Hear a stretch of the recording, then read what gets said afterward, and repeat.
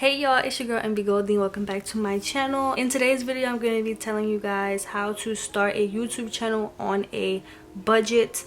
I am a small YouTuber, beginner YouTuber, and I started my channel on a budget, and I feel like I'm doing a lot better now with, my content. So I'm going to tell you guys how to get started if you're interested in becoming a YouTuber. Before we get into this video, make sure you like, comment, and subscribe, and tell a friend to tell a friend.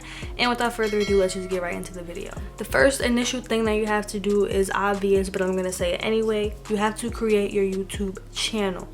I made my YouTube channel in December of 2019. I had no intentions of posting anything, but I just made the channel because I knew that I wanted to create content, but I was scared. I was nervous.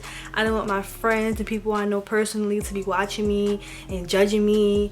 Eventually, I just got over it because people won't talk regardless. If you're my real friend, you're gonna support me. So you have to get up the courage to create the channel. That's the easiest part of this whole process. Create your channel. You also have to think about what you want to call yourself and find your niche.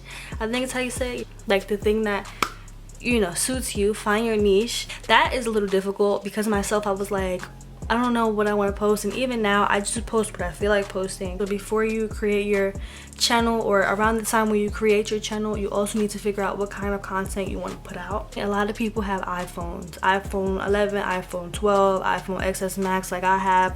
iPhones are great quality, and iPhones are perfect, like perfect for starting a YouTube, especially because the camera quality is so nice, so you don't really have to do too much. Then on top of that, the iPhone comes with iMovie, which is a software to edit videos. So it's like everything, you have all the resources. It might not be the resources that you want, but for beginning, a lot of people start out that way. I started out that way. My beginning videos were all recorded on my iPhone XS Max.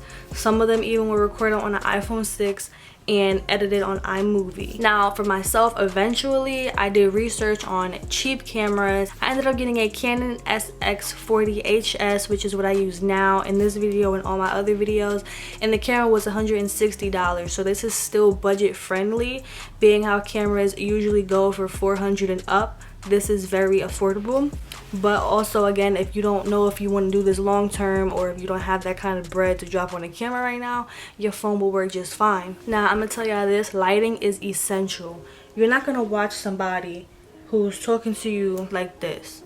Hey y'all, it's your girl MB Goldie, and I'm back with it. Nobody's gonna sit here and listen to you. A ring light is a must. Lighting is important to engage an audience. Like, nobody's gonna want to watch you if you're sitting in the dark, they can't see you. Like, you just have to make yourself, you have to sell yourself. That's just what you have to do. So you can get a cheap ring light off of Amazon. My ring light is tiny. I'm about to show y'all. This is my ring light, the size of my ring light. It's like right around my head. Like, it's really small, and it has different functions, different colors, and it was not expensive. This is the ring light I use all the time. I usually have it on a tripod, but the way that I set everything up right now, I don't need a tripod for it. So yeah, this ring light was probably around $30. I was not trying to spend a lot of money, especially at that time when I first started my YouTube. I didn't really have money like that. You don't have to go out and buy a $90, $100 ring light. They sell some on Amazon, $30 you should be able to get one like that, because lighting is important. Even before I had a ring light, I bought a $7 lamp from Walmart, and I was using that. I was sitting in front of the lamp. I will insert a clip of a video where I was sitting in front of a lamp. How old am I? I'm 18. I'm a baby, but I'm grown. So, and I had to make it work because I didn't have money for a ring light, like I said. So I bought a $7 lamp, and I wasn't gonna let that stop me from making content, especially because in the beginning, people don't really know you, so you have to be consistent. So let's say that you made a couple of YouTube videos and you realize that you don't really like YouTubing, it might not be for you.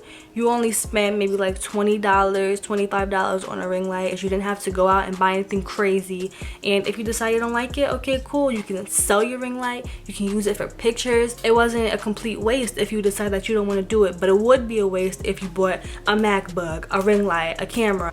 all this other stuff, and then you were like, wow, I don't want to do it. I eventually ended up getting a MacBook because it makes editing easier, but on top of that, I never had a MacBook and I always wanted one. Even if I decide today that I don't want to do YouTube anymore, I still love my MacBook, you understand? So don't do stuff solely just for YouTube. Like, unless you're getting monetized like immediately, then I would suggest, okay, go ahead, you know, you're gonna make the money back. But in the beginning, we're not getting paid for this, so we have to be smart about what we're spending our money on.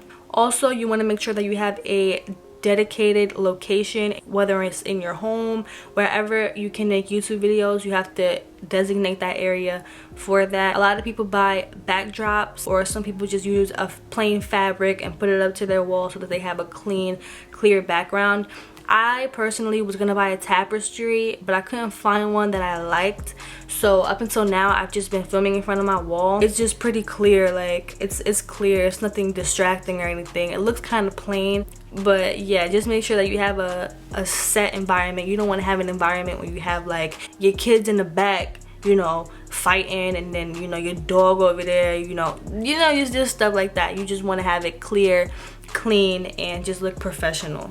Those are my 5 essential tips for beginner YouTubers. If you guys have any other video suggestions, please feel free to comment them down below and I will get back to you guys. Also, follow me on my Instagram at mb.goldie. I will link it in the description box below, and I will see you guys in my next video.